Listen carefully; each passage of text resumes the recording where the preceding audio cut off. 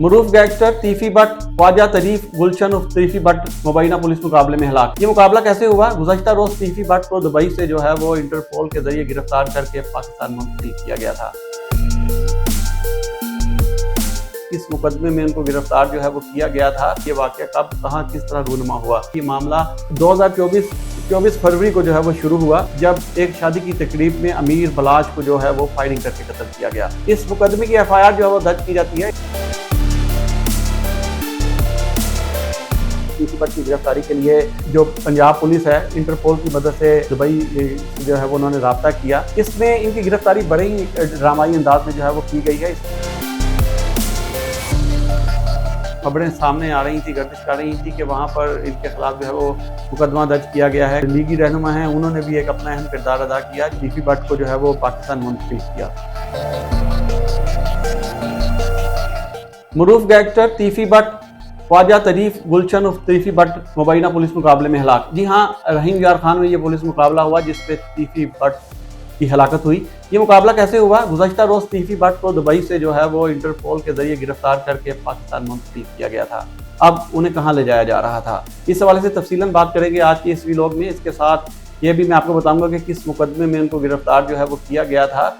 आखिरी मुकदमा, वैसे तो बहुत सारे मुकदमात संगीन नोयत के मुकदमात में पुलिस को, पंजाब पुलिस को तीफी बट जो है वो मतलूब थे, लेकिन अब इस स्पेसिफिक मुकदमे के हवाले से बात करते हुए चलेंगे कि किस मुकदमे में इनको गिरफ्तार किया गया था और ये वाकया कब कहाँ किस तरह रूनुमा हुआ और अब तक इस मुकदमे में कितनी गिरफ्तारियां जमा हो चुकी और कितनी गिरफ्तारियां बाकी रह गई।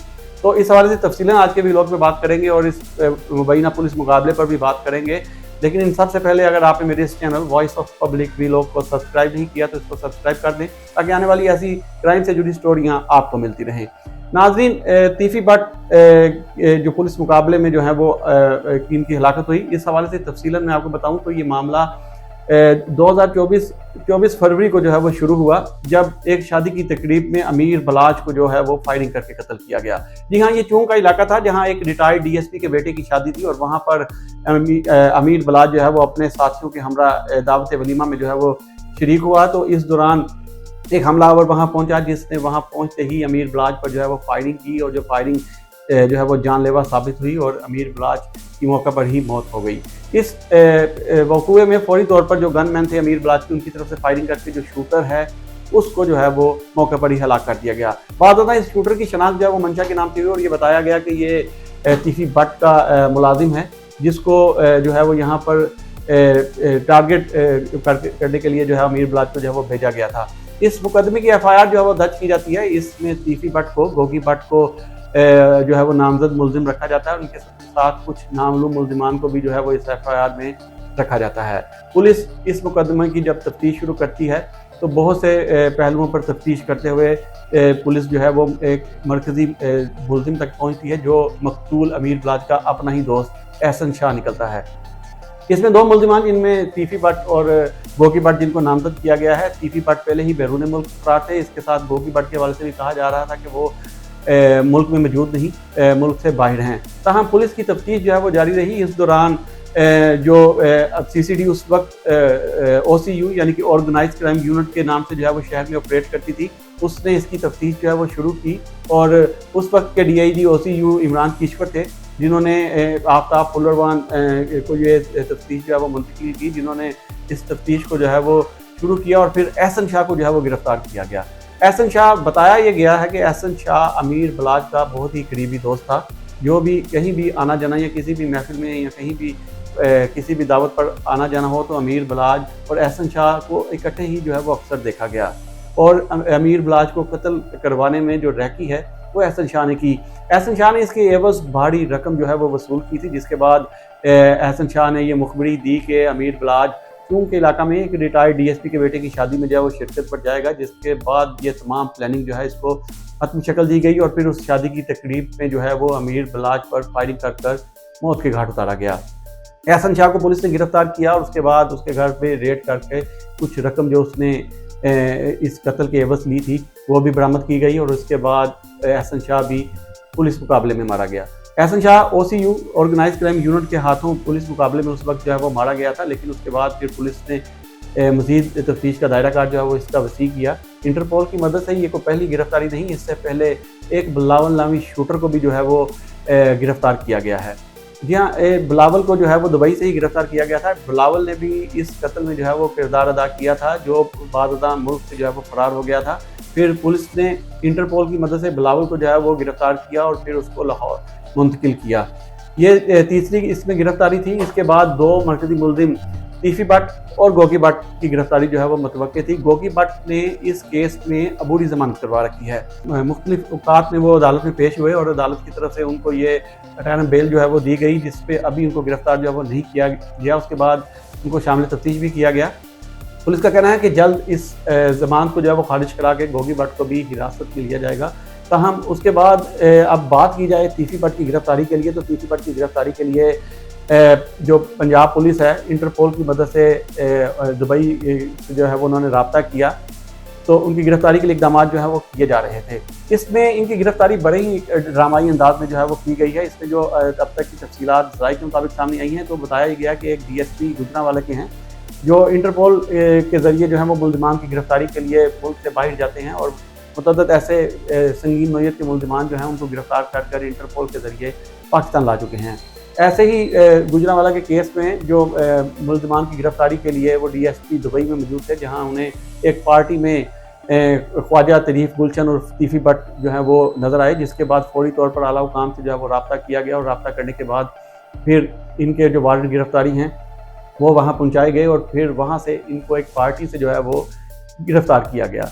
अब इनको लाहौर या पाकिस्तान मुंतकिली का एक बड़ा मसला था, वहाँ पर मुकामी अदालत में जो है वो इनको पेश किया जाना था, क्योंकि बताया जा रहा था मुख्तलिफ जो है वो खबरें सामने आ रही थी, गर्दिश कर रही थी कि वहाँ पर इनके खिलाफ जो है वो मुकदमा दर्ज किया गया है, किसी के साथ पैसों का लेन देन का मामला है, जिस पर उसकी तफ्तीश जो है वो मुकम्मल की जाएगी और उसके बाद फिर इनको जो है वो पाकिस्तान मुंतकिल किया जाएगा।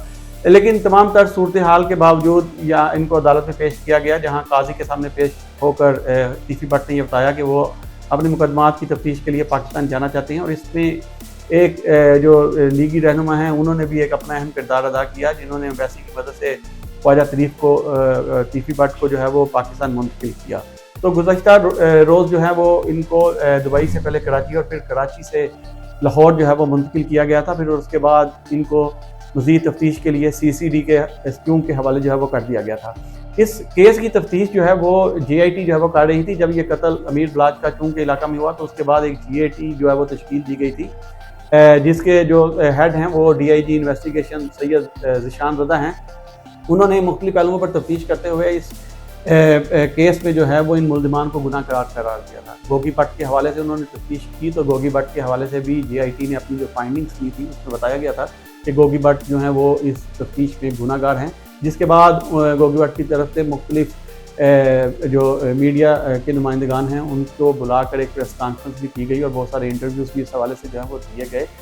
तो ये तफ्तीश JIT जो है वो कर रही थी, लेकिन उसके बाद जैसे ही तीफी भट्ट की गिरफ्तारी जो है वो इसको यकीनी बनाया गया इंटरपोल की मदद से, तो उसके बाद जो सरबराह हैं CCD के सुहेल ज़फ़र चट्टा उनकी तरफ से एक बाकायदा लेटर जो है वो इस तफ्तीश मुंतकिली के लिए जो है वो लिखा गया और जिसके बाद इसकी तफ्तीश जो है वो CCD के सुपुर्द कर दी गई।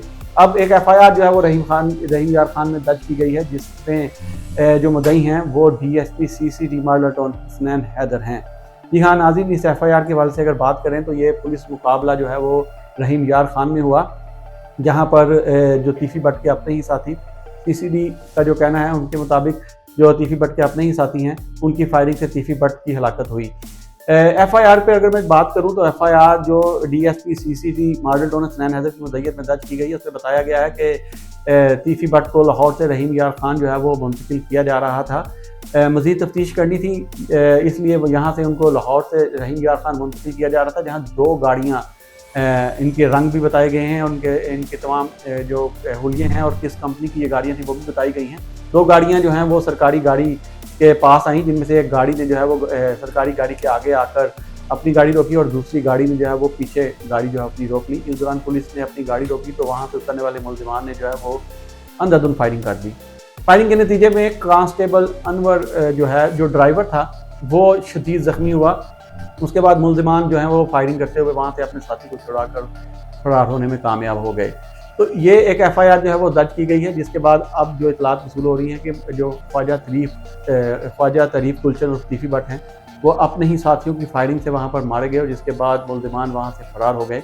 अब पुलिस जो मज़ीद कानूनी कार्रवाई है वो इसमें करने में मसरूफ़ है। डेड बॉडी को जो है वो फिर लाहौर मुंतकिल किया जाएगा। रहीम यार खान के इलाका में ये पुलिस मुकाबला हुआ तो वहीं पे ये पोस्टमार्टम जो है वो मुकम्मल किया जाएगा और उसके बाद फिर डेड बॉडी को लाहौर मुंतकिल किया जाएगा। और जो मुल्ज़िमान गिरफ्तार हैं उनके हवाले से भी पुलिस ने जो है वो काम शुरू कर दिया है। यह उनकी गिरफ्तारी के लिए मुतल्लिका पुलिस से जो है वो रब्ता किया गया, मज़ीद नफरी वहाँ पर तलब की गई और फिर उस इलाके में सर्च ऑपरेशन जो है वो शुरू किया गया। उसका कहना है कि मुल्ज़िमान को जल्द जो है वो गिरफ्तार कर लिया जाएगा। अब तक इस केस में तफसीलन मैंने आपको बताया कि कहाँ से ये केस शुरू हुआ और उसके बाद कितनी गिरफ्तारियाँ इसमें जो हैं वो हुई और कितने लोग जो हैं वो अंजाम को पहुँचे।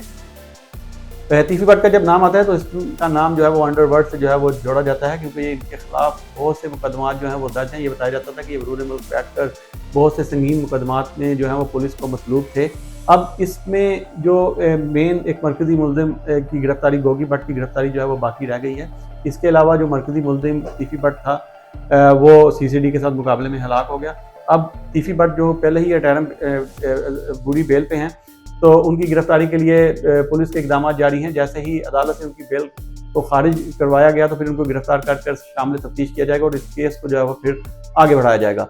आगे इस केस में अब क्या पेशरफ्त होती है और कहाँ तक ये केस चलता है, इस बारे से मैं तफसीलन आपको बताऊंगा। अब तक की स्टोरी में जो मैंने आपको चीज़ें बताई वो तमाम चीज़ें जो हैं वो इस गैंग वार से जुड़ी हुई हैं, क्योंकि लाहौर की गैंग वार में ये दो बड़े नाम ट्रक्का वाला और भट्ट ग्रुप का जो है वो आता है। ये 3 दहाइयों से ये दुश्मनी जो है वो चली आ रही है, जिसमें जो ट्रक्का वाला है उनकी 3 नस्लों को जो है वो ख़त्म किया गया। जी हाँ, ये जो अमीर बलाज का कत्ल है ये इनकी तीसरी नस्ल है। इससे पहले इनके अमीर बलाज के बाप टीपू ट्रक्का वाला को जो है वो एयरपोर्ट पर, लाहौर एयरपोर्ट पर 2010 में जो है वो कत्ल किया गया था। उस वक्त कत्ल किया गया था जब वो दुबई से लाहौर पहुँचे तो वहाँ पार्किंग में जो है हमलावर मौजूद थे जिन्होंने फायरिंग की, जिससे टीपू ट्रक्का वाला जो है वो शदीद ज़ख्मी हुआ और उनको फिर तिब्बी इमदाद के लिए अस्पताल मुंतकिल किया गया, लेकिन बाद वो वहाँ दम तोड़ गए।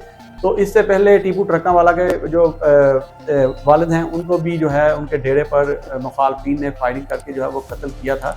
इस तरह ये तीसरी पीढ़ी थी जिसको जो है वो इस दुश्मनी की भेंट चढ़ गई। तो तफसीलन मैंने आपको इस हवाले से बताया। तो अगली स्टोरी तक के लिए मुझे इजाज़त दें।